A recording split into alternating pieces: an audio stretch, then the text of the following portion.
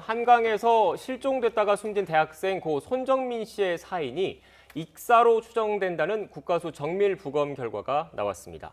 서울지방경찰청은 오늘 오후 기자회견을 열어서 이같이 밝히고 지난달 25일 새벽 당일 손 씨와 친구 A 씨를 목격한 6개 그룹 9명 조사도 마쳤다고 밝혔습니다. 네, 경찰 조사에 따르면 손 씨와 그 친구 A 씨는 당일 새벽 3시 38분까지 함께 있는 게 목격이 됐는데 A 씨는 간혹 강가 쪽으로 가서 토를 했고 손 씨는 주로 누워 있거나 앉아 있는 모습이었습니다. 이후 42분 뒤인 4시 20분에는 A 씨만 강에서 가까운 경사면에 술에 취한 채 누워 있었고 이를 본 한 목격자가 A 씨가 위험해 보여서 깨운 것으로 파악이 됐습니다. 네, 경찰은 그러면서 당일 새벽 3시 38분부터 4시 20분까지 42분 사이에 두 사람의 행적을 재구성하는 데 수사력을 집중하고 있다고 설명했습니다.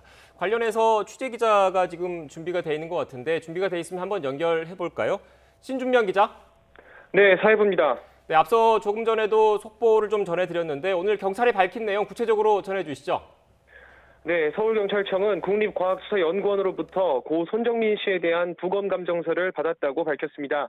국과수는 이 감정서에서 손 씨의 사인은 익사로 추정되며 머리 왼쪽에 있는 찢긴 자국 두 곳은 사인으로 보기 어렵다는 의견을 밝혔습니다. 경찰은 목격자의 진술 등을 토대로 당시 손 씨와 친구 A 씨의 행적을 재구성하는 데 수사력을 집중하고 있는데요. 경찰은 현재까지 손 씨와 A 씨를 목격한 6개 그룹 9명을 조사했습니다. 목격자들은 공통적으로 손 씨가 실종된 지난달 26일 새벽 2시부터 3시 38분까지 두 사람이 서울 반포 한강공원에서 돗자리를 펴두고 인근에 같이 누워 있거나 앉아 있었다고 진술했다고 경찰은 밝혔습니다. 경찰은 친구 A 씨가 3시 38분 당시 통화를 하고 있었기 때문에 정확한 시간을 분 단위로 특정할 수 있었다고 설명했습니다. 한 목격자는 3시 38분까지 손 씨 일행 인근에 앉아 있었는데요. 자신과 함께 있던 일행이 사라져서 찾으러 다닌 뒤에 새벽 4시 20분쯤 공원 잔디밭 끝 경사면에 A씨가 가방을 맨 채로 혼자 누워 있어서 깨웠다고 경찰에 진술했습니다. 해당 경사면은 돗자리에서 10m 정도 거리로 강에 가까워서 방파제가 있고 물에 잠기기도 하는 곳이라 목격자가 위험하다고 보고 A씨를 깨운 것이라고 설명했는데요. 하지만 해당 목격자는 A씨를 깨울 당시 손 씨를 보지는 못했다는 게 경찰의 설명입니다. 당시 A씨는 이 목격자가 자신을 깨운 일에 대해서는 술에 많이 취해서 기억나지 않는다고 경찰에 진술했습니다. 그리고 A씨가 잠에서 깬 뒤 새벽 4시 33분쯤 혼자 집으로 돌아가는 장면이 인근 CCTV에 담겼습니다.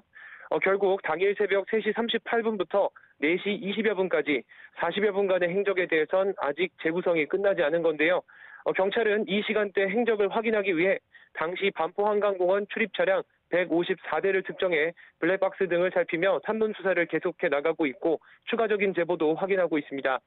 또 A씨의 노트북과 A씨 어머니의 휴대전화, A씨가 귀가한 뒤 부모와 함께 다시 한강 반포공원 현장에 타고 온 차량 블랙박스에 대한 포렌식을 완료했고 A씨 아버지 휴대전화를 포렌식하고 있습니다.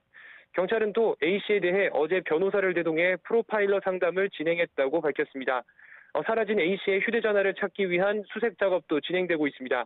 오늘은 특수장비를 보유한 해군과 한강경찰대가 합동 수색을 진행하고 있습니다. 지금까지 사회부에서 전해드렸습니다.